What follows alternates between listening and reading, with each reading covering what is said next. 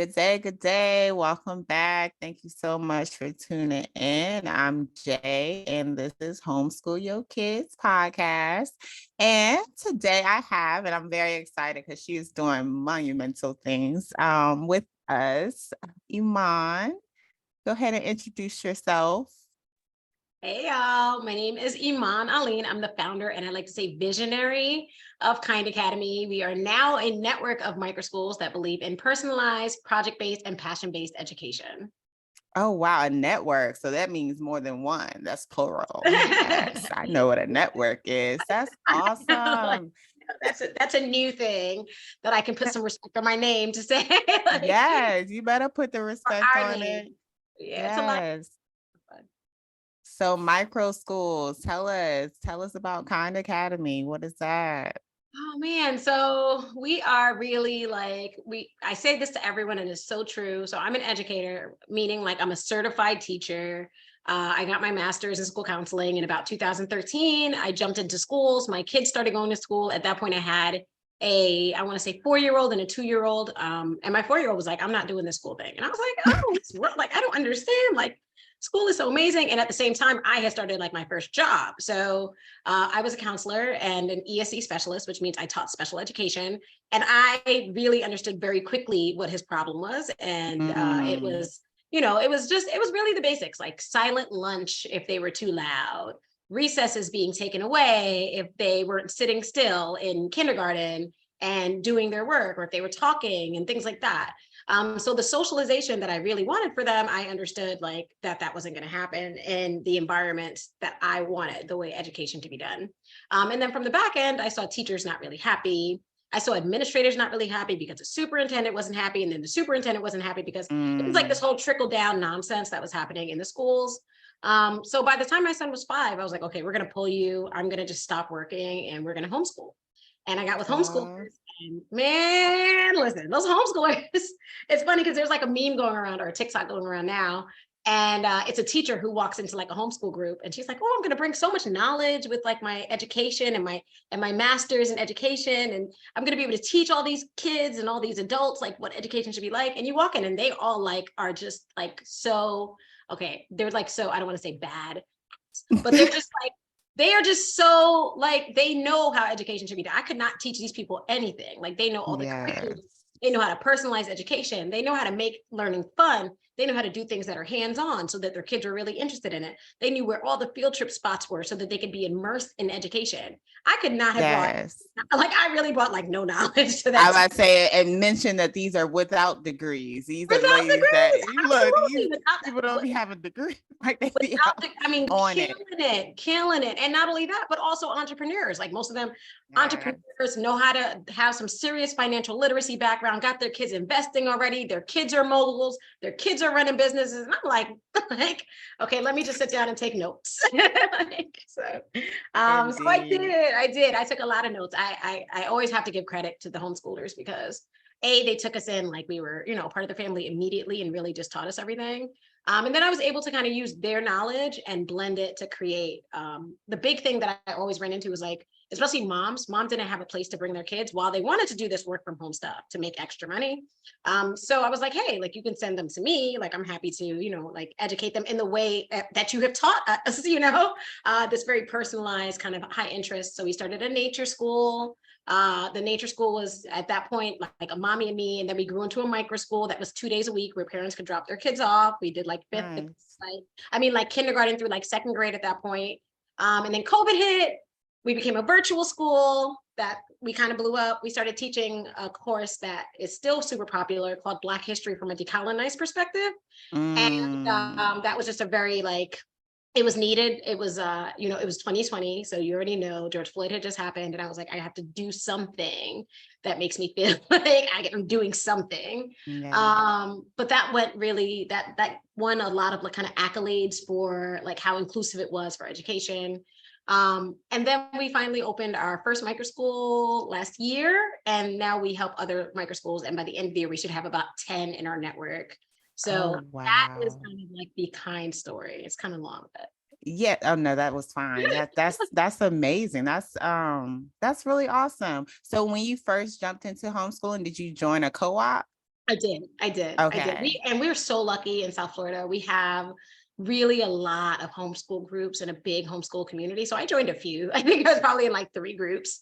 And Nice. pre-COVID, man, we were out every day. Like everybody that was like, oh, homeschoolers never socialize. My kids and we were out 5 days a week. There were some days that I was like, I don't have a life because I am literally like out here with these kids, like doing the most, right? We were at the beach, we were, at different museums, we were at park days all the way, you know what I mean? In the best parks in the country and in forests and just doing all this stuff that was like, but yeah, we joined all the coolest co-ops around. Nice. So fulfilling. And that is awesome. I love to hear that because, that's a thing that people fear, like, oh, socializing, especially, Right, which I feel like that's been debunked so many times over. But just the community aspect of it all. It's like it's not something you have to do alone, like, and you joined right away and joined many. So it's just right, like it's all up to you how involved you want to be with other right. families. Yeah. It really is. But I love, so you all are building a network of Kind Academies, and that is so beautiful. What does Kind Academy offer? Yeah. So in general, like especially like supporting other people who want to open a microschool, but they want it to be done. There's kind of like 3 core values that are super important to us. And it's diversity, it's joy-based, and it's also very personalized. So really meant in a way to kind of make sure that the learners, like I just sat with my learners and went over, hey, what curriculum do you want to use this year? I have a 7th grader and a 5th grader this year. So now I'm Mm, really like, hey, we're getting to that point where high school's coming around. How do we want to do this? But basically teaching other people how to do it in that way so that they can be as diverse, as joy-based, as joy-filled, and as personalized as possible. So those are the big things that we teach other people to do.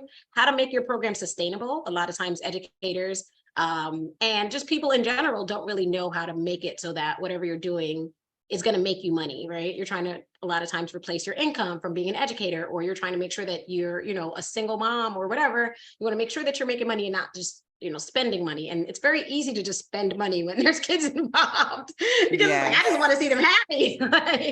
But there's a way to do it and make it so that it's financially sustainable. So teaching about payment systems, teaching about budgeting, teaching about like how to kind of like different like matrices. Once you get this amount of students, this is what you can buy now, things like that. So yeah. Nice, nice.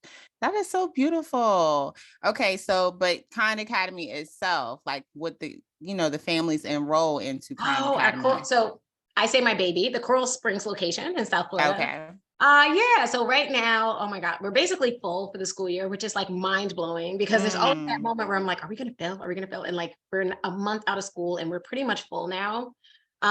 So basically kids come in the morning and we usually for the first half an hour, it's just social time, like just chill, play with the toys, relax, ease into your day. There's no stress. Parents are always like, oh my gosh, I'm late. And I'm like, you're not late. Like we are fine. Like you are what like time do on you time. start? Oh, right. So last year we started at 8:30 and this year, not everybody knows yet, but like we're moving it to 9:30 only because Okay. people were getting there until like 9:15. Most of our families are like homeschoolers, their families are flexible or they work from home and they were just like, oh, look, let's make it easier and just start at 9:30. Traffic is a lot better at that time. So we're 9:30 to this year going to be 9:30 to 3.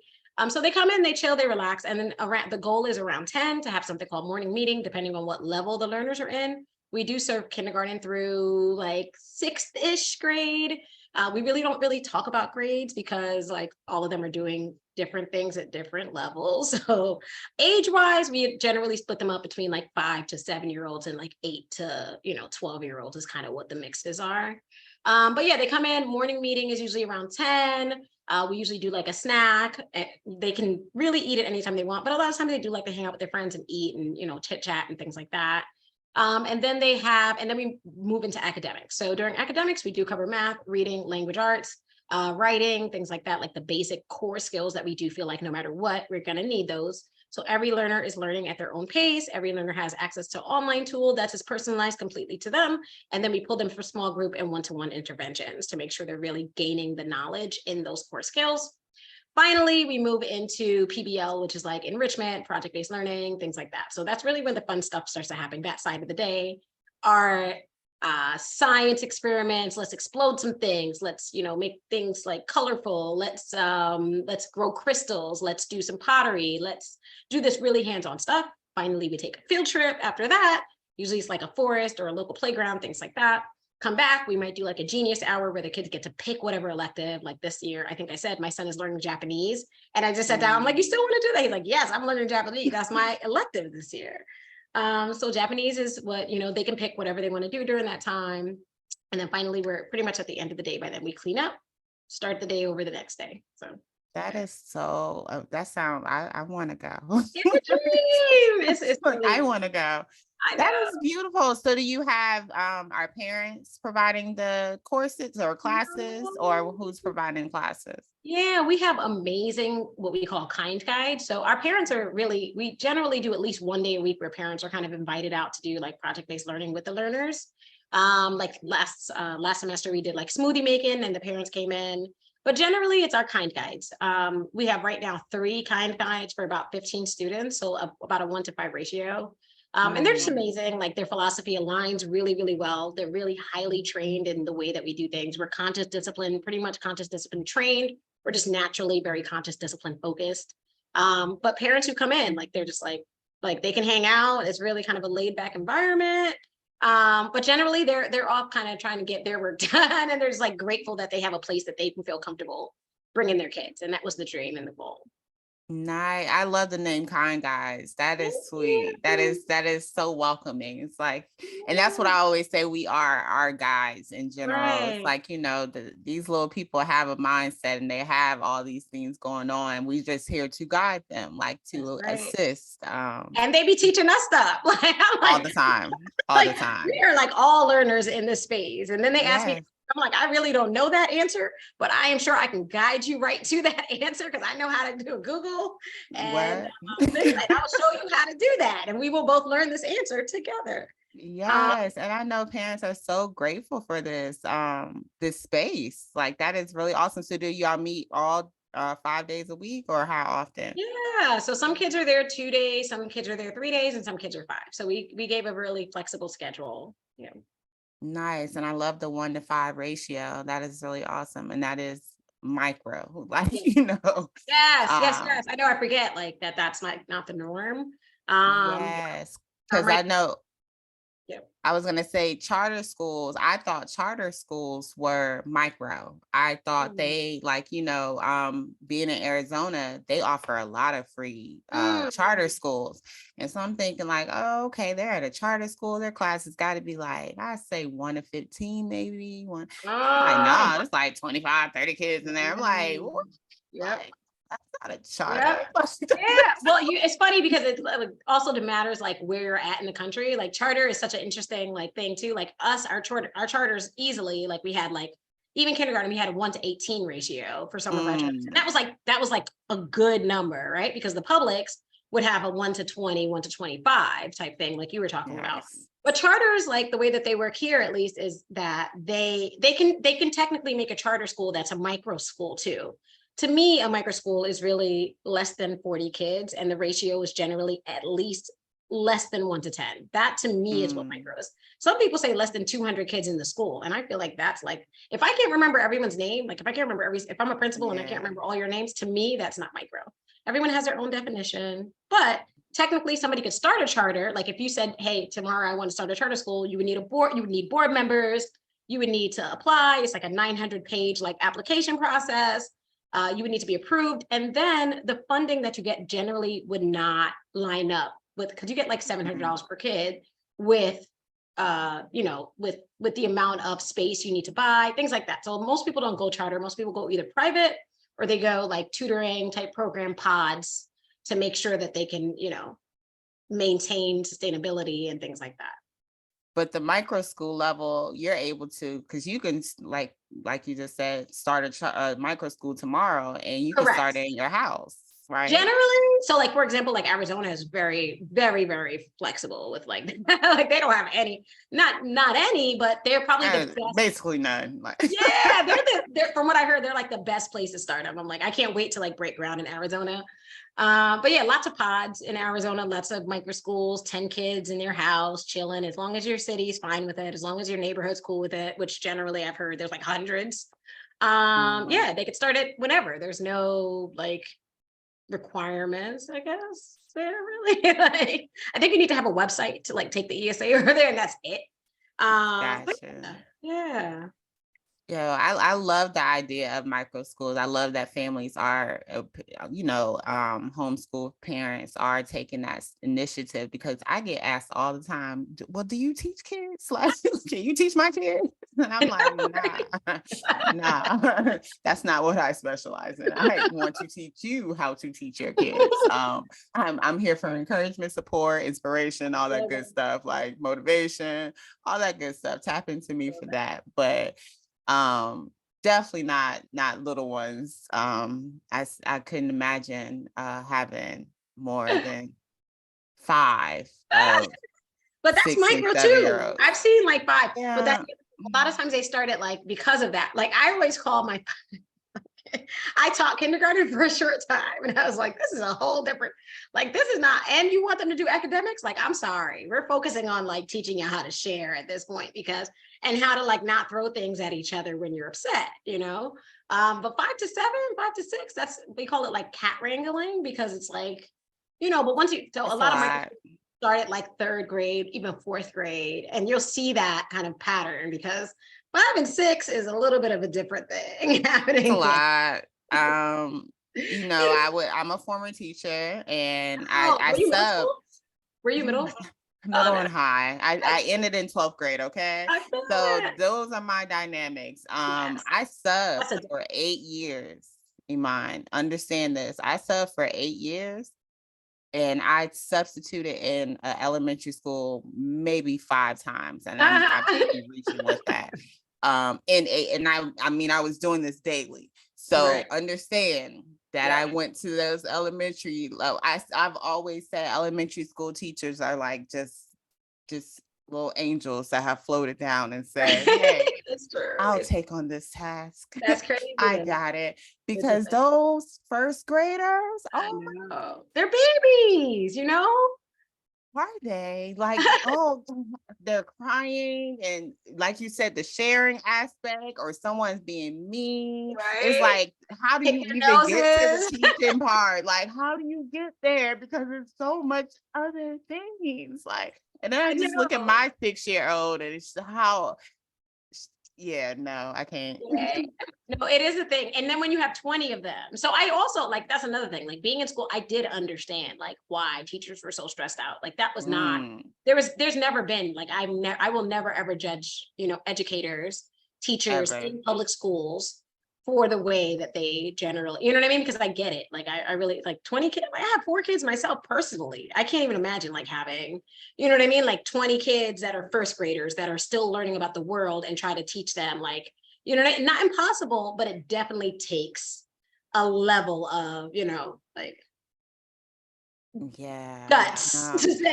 I was in my early 20s when I first started subbing. So I subbed like all throughout my 20s, and I didn't get into a classroom of my own as a teacher until I was 30. And Oh, so it was wow. definitely a different level of patience, Right, different level of right, understanding. right. Yep. And I had my own first child at that time. Mhm. So it was totally different, Yes, totally that changes different. things. Yeah, it does. It does. But it definitely takes a whole, I feel like that elementary era is just different. It is. Different. It is. It takes very skilled. Like my kind guy there right now, I'm always like, please, like, like I'm definitely more like middle school and high school now for sure. And like Yes. the ease of like that level. But the people that are really good at it, like, and we really like naturally are just naturally great at managing that age is a beautiful thing. But also like knowing, like having the expectation set up that I understand that you are not supposed to be, you know what I mean? Like, I'm not going to be forcing you to be doing these things that don't make sense to you. Like, why do I need to, like, explaining to a 3rd grader why he needs to learn how to write an essay and needs to be grammatically correct with the whole thing is not the path that I generally suggest. You know what I mean? Like, I don't know if you know Jade, teacher Jade, she's amazing. She was like, I don't even take kids that are younger than 10 years old to teach them to write their 5-paragraph essay, because mentally and cognitively, yeah, I can get them there, but why spend 6 months getting them there when I can wait until they're 10 years old and get them there in 2 weeks? My kid just wrote Yes. an I essay love, without me. yeah. He didn't do I'm anything.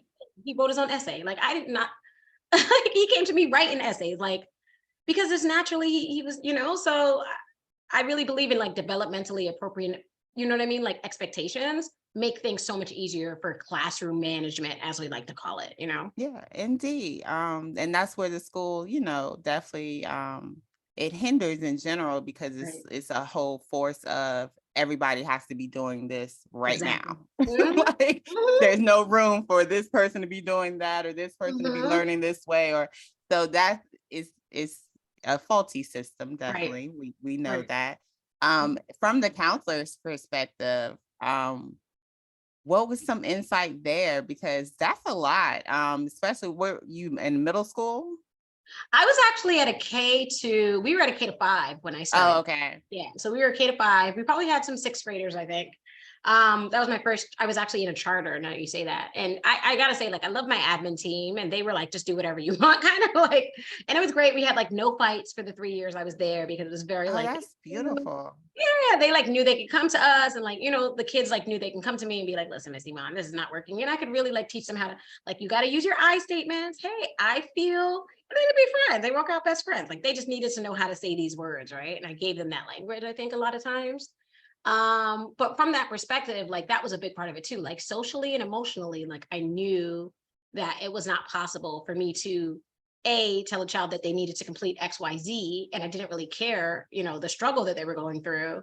And at the same time say, hey, like I still want you to be able to express yourself and say, you know what I mean? Like it was just such a juxtaposition. Like it just seemed like such a catch 22 for me to be trying to teach them how to manage their emotions, but also forcing them to do this thing that was like not really, that really didn't make sense. Like sit still and be silent the entire time. And you know what I mean? Not express yourself and not do the things that you're interested in for 8 hours every single day for the rest of your next 12. Pretty wild.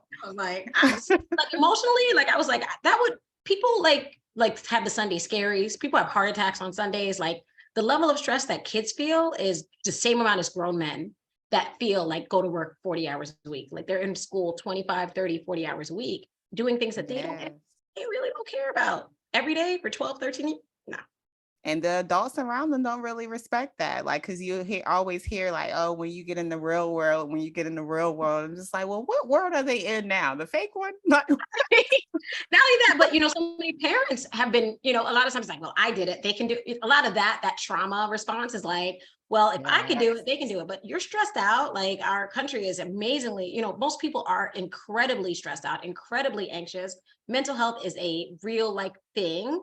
And Yeah. those are the reasons. You know what I mean? Like And I feel like stress, I was just talking about this last night too in my homeschool community meeting. I feel like stress is is like a trending word right now. Like I get why everyone is there, but it's like that is the first go-to is like, oh, I know you're stressed or stress. Like I just hear it so often. I'm like, yes. wait, don't put that on me because I'm not Right. there and I don't want to be Right. there. Right. But I get like what the society that we live in definitely keeps people on them.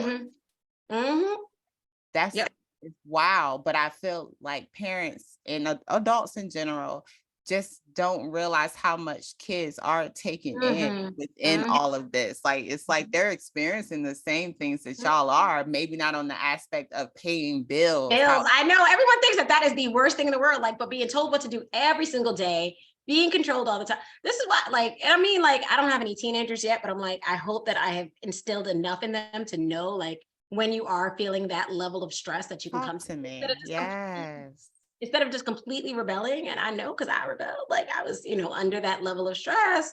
I don't want that to, I'm hoping that I've instilled enough in my kids and in our learners that you can remove yourself from stress. Like you ain't feeling good, have a mental health thing. Like you ain't feeling, you know what I mean? Like my kids always know, like if I'm really not up to it, mom, like I just, there's no me having to force them into doing most things, generally speaking. I'm like, yeah, we have chores. Yeah, we have responsibilities. Yeah, we do have to, we're all a team in this community of family, but a level of stress where you literally have like no control over everything that's happening in your life and you can't express it to anyone either. Those two combinations are, very well known to cause some serious mental health stuff. I was gonna say pressure busts a pipe. Like that's going to make someone explode. And you wonder why, like you see so many angry kids or kids that are fighting or Yep. things of that nature. It's like how else are they gonna express it? Because they're not allowed to let it out. Right. A lot of parents aren't receptive to their kids' emotions. And that's mainly most of the times because no one was receptive to theirs. Right. I come back the whole stay in the child's place. I ask where's that child's place? Like where is that? Like, can I go there? Like, can I go there? Am I can I go back? Can I go back? But I know. But it's just still, so I don't know much. if I would want, like, in all reality, I don't even know if I would want to go. Like, there's moments where I'm like, I remember that feeling of like really having no real control over any of that stuff, and the disrespect, that level of like, no, you know what I mean? Like, oh, all the time. Like, so yeah, it's a thing. It's definitely a thing. I tell everyone, like, I hate to get sad and talk about it, but there is a reality. Like, I'm basically about 5 minutes away from the Parkland shooting. So, the event, but there is a reality of like, we see reminders of it everywhere in our community because we were there.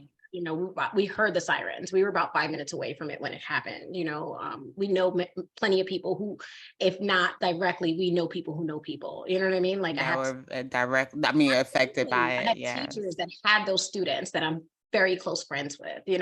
So we understand, like, and then there's things that happen that nobody even talks about. Like, I know a story of a kid in Fort Lauderdale that committed suicide, jumped out of a window at school during the school day and committed At suicide in school. front of, and it didn't even make like any, I didn't even learn about it until like 2 weeks later. And those are kind of the things that I'm like, we've become so desensitized to this kind of stuff that it is, I know we're in kind of this little bubble, but there is a reality that I definitely want to give kids the skills and the, you know what I mean? Like the tools to say, hey, I don't like what's happening and I want to, and I don't like the way that I feel and I need to do something about it. So that's my social and emotional side, I think.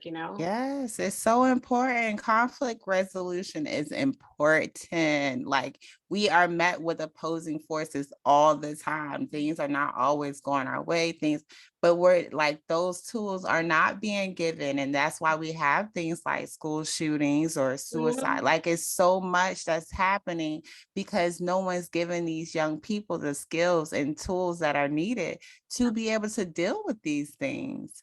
Because I feel like that's that child's place or them not being in the real world or, things of that nature. It's like that, like, I don't downsizing what they're experiencing, making it seem as if, and like you said, like they have there's a bundle of emotions going on inside of them. And not all of the times are they able to find the words to express it. However, we have to bring it out of them too. Like my 6-year, I love her. Your She's kids are so my smart. game. Like, Oh my really know, gosh, like they are girl. not standard, which is fine. You could tell, like, you have given your kids like freedom and independence and conversations, and I'm sure that you like treat Oh them like my adults. gosh. They act like adults. Like, Right. I know. I've always like they're little ladies. Like I call them little ladies. Whenever I'm talking, I don't never say my kids. I'm like, yeah, I'm raising 2 little ladies. Like I try to keep up with them by all means, but I'm very, very open with everything we talk about. They know they could bring anything to me. We're going to talk about it. I'm not going to shame them. I'm not going to put them down. Like it's always a receptive energy with me in all of their experiences because I want them to always bring it to me. Because during my time in school, I did have a lot of kids that would come to me and tell me that they talk to me more than their parents. And that hurt me because we didn't have that much time together. You're like, I see 20 minutes. Yeah, I'm like, yo, we're not even together that long, and you're in a classroom full of other kids. So that really hurt me. Like that hurt me to know. And so I'm always expressing, talk to your kids, talk to your kids, talk to your kids. And I know they probably tired of hearing this on this podcast, but I'm gonna always say it like, talk to your kids, let them know that you hear and see them, like see them and let them be them. And that's a really big, because I didn't have that. Like my mom, yeah, like it was like, listen, like I do think, and I want to like, I I feel you. I feel right. you. I think there has to be conversation also around like the burnout that especially I don't want to say just mothers, but I feel like there is a big burnout that happens. People don't feel even mothers don't feel very comfortable talking about their mental health or talking about, and that will Yes. really disconnect you from from having any level of even wanting to not necessarily be around your kids, but wanting to like the level of stress that some, because of the way society is set up. You're at work 40 hours a day, you're trying to manage all these bills, you're trying to manage a household, you're trying to manage all these things. There is a reality of I don't even have the mental capacity. So yes, I want moms and adults and everyone to really try to get that presence, but I really need adults to really get inside themselves and figure out what's going on that is making you not able to, or making you not, basically heal your inner child, because there Of is course. That's where it has to I feel like start. that's such a huge part of it as to why adults feel so uncomfortable or don't even have the energy or whatever. Like if you were really feeling like you don't have the energy or the level of mental health to be in that place, don't fight through life going through that. Do something about it. You know what I mean? There are moments where I forgot, oh crap, I shouldn't be feeling like that, and I shouldn't be, you know what I mean? And I'm not even able to listen to my kids or focus on that right now. What's going on with me? And I forget. Then I remember, oh crap, I need to meditate. I need to go into nature. Yes. You know what I mean? And I'm not talking about self-care. I don't mean go, you need to do stuff for yourself so that you can really feel in a space that you can be present with your children, for sure. Because they remember that. And those are the moments where it's oh, my mom didn't, you know what I mean? And I couldn't with any of my, but I now looking back on it, I'm damn, she was working crazy. You know what I mean? Working Yes. crazy, trying to keep a house that was not, you know what I mean? The most basic so that we weren't, so I understand. I agree, I really, really do. Yes. No, it's really important. Yeah. We start with the healing. I made that a big deal with the expos. I want you to know, our focus is also healing and understanding that it starts with you, because you want your kids to want to be around you. You want them to want to be at home with you. And that's my biggest thing. People always, oh, I don't have the patience for that. I don't have that, but you can get it. If you want it, if you want to work towards that, then that's something you can work towards. You said, the meditating, the yoga, the just taking time for yourself in general. And it is not necessarily always about self-care. It's about growth. It's about wanting to grow and understanding that you have room to grow. Because a lot of people put themselves in this box, and it's okay, girl, this you're is only it. 30. This is who I am. This is it. It is. But that's what I'm saying. It's a very mental, you know what I mean? It's almost mental, I don't want to say enslavement, but there is such a, you want, I know I want these things for my kids. I want my kids to be entrepreneurs. I want them to know that there's freedom in the world. You know what I mean? If you don't know that you're free, it's really hard for you to want freedom for your kid. You know what I mean? For anyone. So I think that should be an intention. I think everyone, listen, we deserve to be able to travel around the country and take our kids. You know what I mean? We deserve that. I think that I deserve that. I think that my kids deserve to travel around the world and see different things in the world. So we have to start understanding that we deserve to have the freedom to rest, to have the freedom to relax, to have the freedom to chill, to have the freedom to teach our kids, because we're our kids' biggest role model. If I'm working, you know what I mean, 60 hours a week, and that's all they see, then they're going to think that that's the way that it's supposed to be. So if I want to show them do something else, then I got to show them something else. So I try to do that as much as possible. Yes, that's why a lot of kids be so scared to get into adulthood, because of what they've seen adults do. That's not fun. It's facts. I don't want to do this. It's facts. Yes. It is. Meanwhile, my child over here thinking my Kennedy, my oldest, she just thinks that everything is gung ho. Yo, I can't wait to be an adult. I can't wait to be grown. What am I showing you? I remember that. Why are you already there? But no, we are our children's first role model. And that's what a lot of parents, I stress that. Even if you think that you're not setting an example, or if you think they're not watching, they're watching. Oh, all the time. whether it's good or bad, they're watching. They're on it. Okay. They are on it. You hear them talking and you be like, yeah, that sounds familiar. That's because it's you. Yeah. They're talking like you. Yep. And especially when you don't think they're listening. They be way across the room. You call them name 10 times. They don't say nothing to you. And then it's all of a sudden you open up a candy wrapper or you say something about candy and they know, at least my kids. They be girl, yes. Oh my goodness. I feel like a whole room away. Like, how did you know? Like, or when you get on the phone, it's like, yo, y'all been talking and chatting and doing everything this whole time, and then it's silence when you're on the phone because they're listening to everything. Attention. That's But right. yes, got to be conscious of the fact that they're definitely watching. Like they're definitely watching, and it's not a bad thing. I would like to be my child's first role model, because we put that title on so many other people that they have no contact or are in touch with them in no way, especially in our growing world of influencers, media, social media, people that are. It's a lot going on. So you will want your child to look to you first. It's true.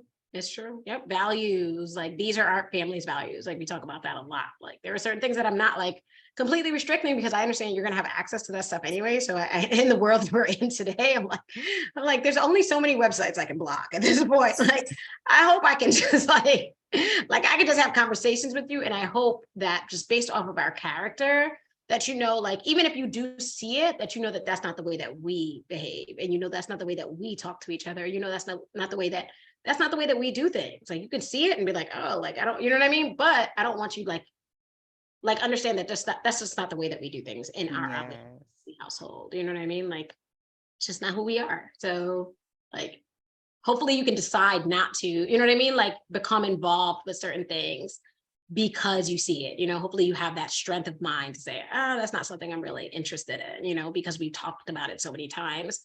Even if you see it, that that's just not not my thing. It's the leadership in them. Like, you definitely have to create the leader in them, especially with our growing world of followers. We want to continually pour into that leadership ability and reminding them that, hey, like, you got this. Like, you don't have to go off anyone else's character or like their thing or what they're doing. Like, you set that trend. Forgot. Oh, my Penny, she was hanging with my great niece, and she was like, yeah, Peyton keep on saying, but everybody does that, everybody does that. And she said, I told her, I'm not everybody. Better. Yes. That's what I like, but that's because she's heard me say I'm not everybody. Like, I can hear, okay, that's not what I do. Like, I'll tell them quick, like, all right, that's their mom. Like, that. Yes. Facts. Yeah.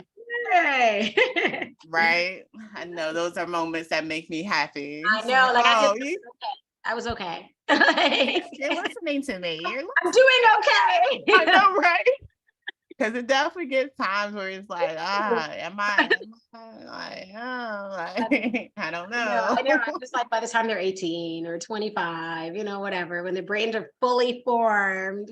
I know even now, like, there was definitely moments when they were like 5-ish, like now that I have a 12-year-old, and you know what I mean? Like, now I'm like, oh, like, it's always like, oh, I've done it. Your young men are amazing. They're amazing. The way they were helping and volunteering, like, I'm like, oh my gosh, I love you. And then the oldest, and I didn't even know he was 12, but him like just coming and talking to me in the manner that he was and telling me to look at this. It's like, I love your personality. I love the outgoing. I love when kids are able to express and just talk without that's such fear. A natural, like, it was such a, like, I didn't do that. I mean, not that, I mean, it's funny because everyone was like, he's never going to be socialized.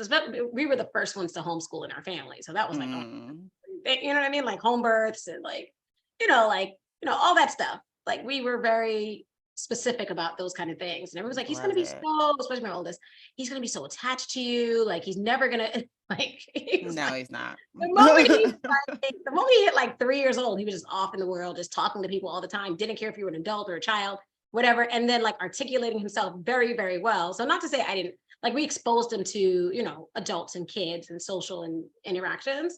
And that's just like really a big part of his personality. So but there were definitely moments where I was like, this conscious parenting that I'm doing, like, it's very different than the way that everybody else does things. And is it going to be okay? You know what I mean? I knew instinctually that it was okay, but I was like, they're going to be like, if it doesn't work, it's all your fault, which is fine too. Cause I was like, whatever, like, there's times that we do things parenting wise and kids end up bad or whatever, you know what I mean? You did everything right. So I'm not taking that much pressure on me, but I will say, like, hopefully I can instill these things, follow my instincts on the way that I really know that they should be raised in that way.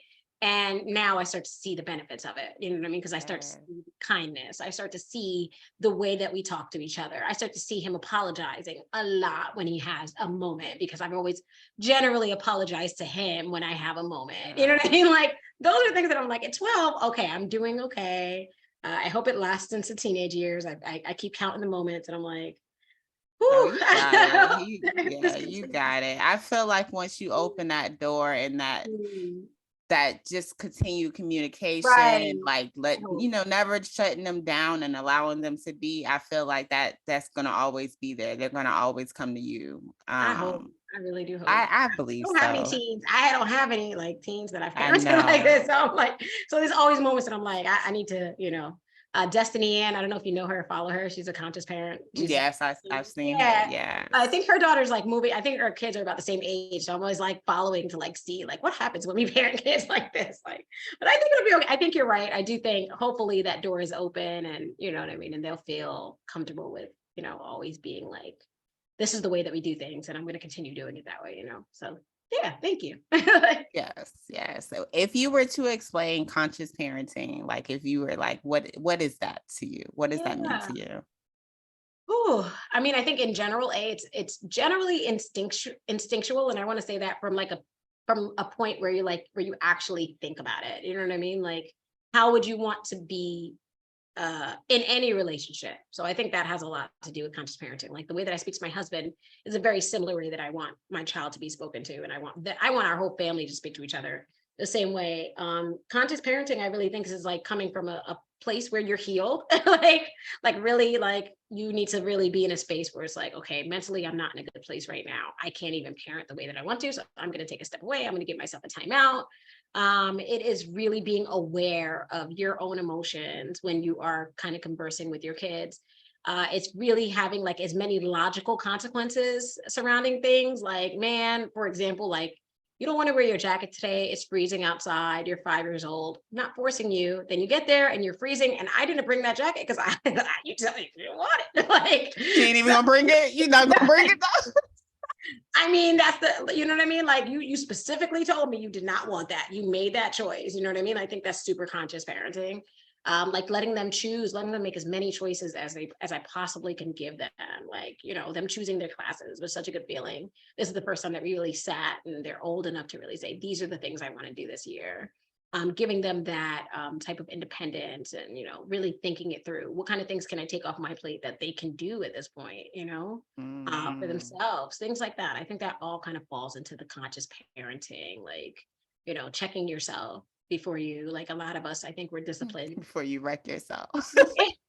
Check for real, like really checking in with yourself, like before. And then if your tone is off, like really sitting back and be like, oh, you know what I mean? Like my tone is kind of off right now. Something's up with me. And this isn't about him. You know what I mean? Really get in touch with who you are and what's going on with you. I think a lot of those things have a lot to do with like conscious, like not parenting from a place of anger, I think was a big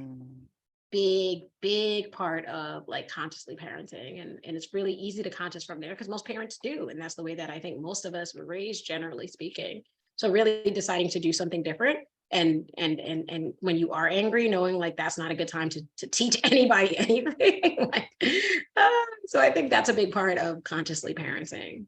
I love all of that. Yes. I tell people I spend a lot of time talking to myself. I really do. Just the reflection part, like, oh, why am I upset right now? Why did that? Like she does that all the time. Why did that just hit you different right there? Why am I triggered? Yeah, like what you feeling like? Yeah, my most triggered are like is like when my kids are acting like me. That's like my middle son is literally like just like me, and I love him. He triggers I am triggered the most when he's upset, only because like he reminds me of me. Like he needs to eat. If he doesn't eat, he is, you know what I mean? Like we make angry. like it's a thing. Like, and sometimes it's like, okay, mommy got you. You know what I mean? Like you can eat that because his brain is just off at this point. He doesn't even know how to think enough to to be like, oh, let me go grab something real quick. I'm like, you need to eat some fruit. I don't want fruit. Okay, you need to eat. I don't want that. Okay, baby, like before you get to this point, you have to eat because like, but I was the same way. Like I would get angry and angry and angrier and I want that specific thing to eat. And so I understand it, but sometimes it irritates me. Like you're old enough to know. And then it's like, but your brain isn't working right now. And I know that your brain's not working, but it's really frustrating me. Like, so it's those kind of things to be like, you know, to be aware of like your triggers. Most of the times because they're most likely, your triggers are generally because they're like you. And the ones that are most like you usually trigger you the most because like those are things that you did and you probably got in trouble for it. You know what I mean? You probably got yelled at. You probably were spanked. You probably were because of those things. So you have so much, I don't want to say trauma because that's an extensive word. But you know, like you have a lot of shame and guilt kind of surrounding them, and then it comes back and kind of affects the way that you interact with people who do those same things, you know? So Yes. yeah, I sorry. love that. Oh yeah, no, you're good. Do you think that conscious parenting and gentle parenting are the same? That's so funny. Are you on TikTok? I'm not. Woo, because there was a big Like I have a TikTok, but I can't get in. no, it's too many very social media. I love there's so many. I really, really like TikTok only because it's like you get a chance to. I think the algorithm is amazing. Like they always show me the moment that I think about things, it's like there. But no, there was somebody literally on TikTok, and she's a big homeschool mom, as a matter of fact. Pretty like influent, like lots of followers, things like that. But this was a conversation. This was a major like argument. Like is conscious discipline the same parenting? And to me, it always has been. Like I really feel like gentle parenting is being gentle with yourself, being gentle with them. And you know, like really kind of thinking things through, but some people don't believe that. I feel like I feel like gentle parenting was like the way I did things maybe when they were like 0 to like 4-ish, you know what I mean, for their brains. And then by the time they were like 5 and I can communicate with them a little bit better and their brains were, I think it really kind of like grew into conscious parenting. It's probably the best way I can think about like what I think gentle is like, I don't spank you, I don't hit you, I don't yell at you.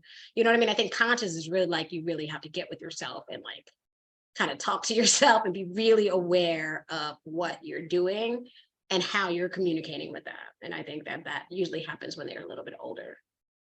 Gotcha. Yeah, I was wondering.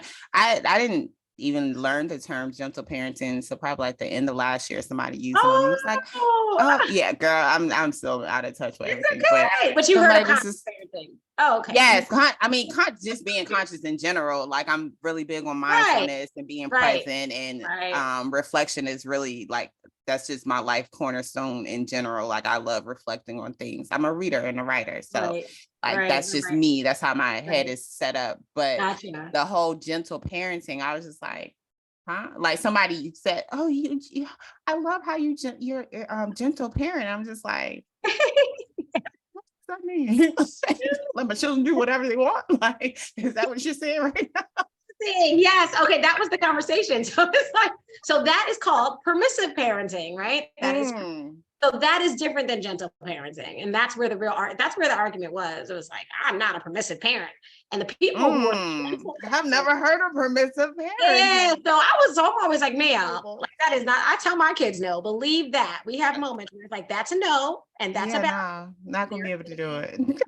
Right. You know what I mean? Like that is permissive is like you can do whatever you want, whenever you want. And there's never any, conversations or consequences.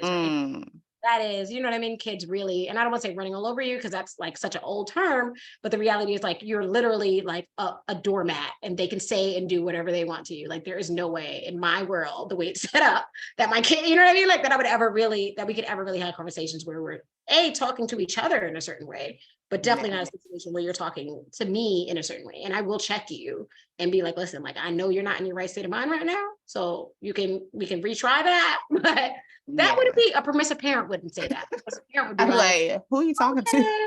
I do that real quick, like who? And they'd be like, nobody or myself.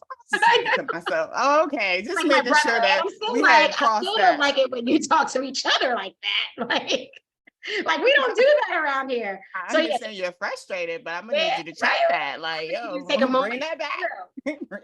And they come to me too. Like, and it's funny because they check me too, and I want that. Like that tone. You know what I mean? Like, mom, like, I don't like it when you use that tone. And I'm like, but I'm really angry, and it's like, but it still hurts my feelings. And I'm like, all right, like, let me try that again. I need a Yeah, break. no, yes. And I'll express that within the anger. Like, yo, I'm really frustrated right Right. now. And that's why I'm talking to you like this. But please understand where I'm coming from. Like, Right. it's Right. always the words, like Right. communication in general, just talking and not shutting down or not Right. acting as if something didn't happen, or like, not explaining how we got here. Like, I'm gonna Right. let you know how we got Right. here Right. Right. Right. real quick. Absolutely, absolutely. So yeah, so that's the difference. Like that's so funny you said that right away. Like, no, I don't tell my kids like they can do anything they want. Oh, because if you see us in the grocery store, I know people be like, yo, does she say it? She ain't gonna say nothing. Like, girl, I'm in here pushing this buggy, Oh, like, some things, like some don't things, get in like anybody's way. Yes, girl, they will. my kids don't wear their shoes. General, like there was a moment where it spent like they went barefoot in most places, and I I was, believe Morgan got barefoot at the expo. Yes. and like that's not like a huge issue for me. Like I don't really, they've been fine. Like earthing is great, and like I don't. Everything is That's where wonderful. maybe like where somebody would think, oh, that's being permissive. But I was like, hey, like I can't find their shoes. I got 4 kids. Like that's shoes. Shoes. Are they here? All my effort is high while I'm trying to leave Do the I house. have all of them? Look, do I? No, I never Okay. do. We never do. And we always have like one that's like lately they've been wearing shoes now that they're getting older. It's like, I gotta go, you know what I mean? They're going, they know the ground is super hot. So they're like, I'm not, like they're intelligent enough now to be like, I'm not doing that. Or I'm gonna find my shoes. They can find their own shoes now. But there was a moment where I was like, I don't care if you wear shoes or not. Like you're going to the bathroom, put some shoes on. You can steal they steal my shoes for those shoes. I'm like, here you go. But other than that, permissive parenting is very different. And people really need to kind of like figure it out. There's like authoritarian, there's permissive, and really figuring out the differences between those before you decide that something is a certain way is good, I think. So Yes, and at the end of the day, it's definitely still about what works for you and your household. absolutely. And I feel as long as it's coming from a healed space, Right. Yes, with yes, yes. you working on yourself and understanding that kids are kids, and allow Right. them to be these young individuals that they are, and as opposed to trying to create mini yous or trying to shape them into what society said they should be at this time and all the other good stuff. But definitely I'm all big on your home your way, your home Mhm, your way. mhm, mhm. So I love that. I love learning new words today. Well, I knew the word permissive, but I didn't know it was just lighting Right. like Yes. Yes. Yes. with Yes. parenting. But yes, Yeah. Yeah. That's what so people say. Gentle. It's like not permissive. I'll be gentle, but we're not permissive. Like, so many labels, so many. That's why I don't even try to keep up with it. Like, oh, okay, just teach sure, me, just you know teach that's me. not who I am. But yeah, I know we're kind of coming up on the end here shortly. Yes, and I wanted you to share, let me say 3 things with new homeschool families. Like what is 3 things you would tell new homeschool I families? really think that firstly, understanding your why. I wrote a book about homeschool, and I was like, the first thing is like, what's your why? Because it's gonna get hard. Like, what can you go back to? Finding a community is like really valuable, because you're gonna need that support. And if you don't have one, then it's easier to say, all right, I'm not doing this anymore. But with the right support, I think anybody can do it really. So finding your why, finding support, and then don't stress yourself out about like curriculum. Like, don't go buying all the curriculum and thinking this is gonna be it. Yeah. Somebody else said that it was great, and you're like, oh, this is gonna be great for me too. No, it's not. And not Your that no, it's home your not, but way. it may not be. It may not be. And don't feel stressed if it doesn't work for your family. Don't feel like so try not to get stuff that's like way too expensive to the point where you're like, if I don't like it, it's gonna, whatever. Um, but yeah, but like kind of like D-school, I guess is kind of the word I'm thinking about. Like try not to Yeah. replicate at home because you're gonna be stressed. They're gonna be stressed. It's generally not the easiest thing in the Not fun for anyone. why, there's so many, you could do this much faster. You're basically a tutor that can do this in an hour or 2 versus 7 hours in a day. You don't Yeah. have 20 kids. So yeah, those are my 3 things. I love that. Thank you for that. Thank you. So where can we find Kind Academy? Yay! I always send people directly to the website. So www.kindacademy.org, KIND Academy. I'm on TikTok. You just heard me talk. I love TikTok, and I give a lot of gems and jewels there in my bonnet sometimes, if that's what it takes. I do not care on TikTok. So we're on Instagram, we're on Facebook, we're on LinkedIn. We're on Twitter. Like we're everywhere at this point. But yeah, it's a lot of fun. So yeah, I always say the website just because you can pretty much find everything on the website. Everything from the website. Yes. I love it. I appreciate all that you're doing. You're amazing. Thank you so much for being a part of Homeschool Your Kids Expo. You're amazing. Thank you. Yes. Game changer. Together. You make me think about the possibilities of what if, what if? And I'm not at the micro school level yet because I am on the travel aspect right now.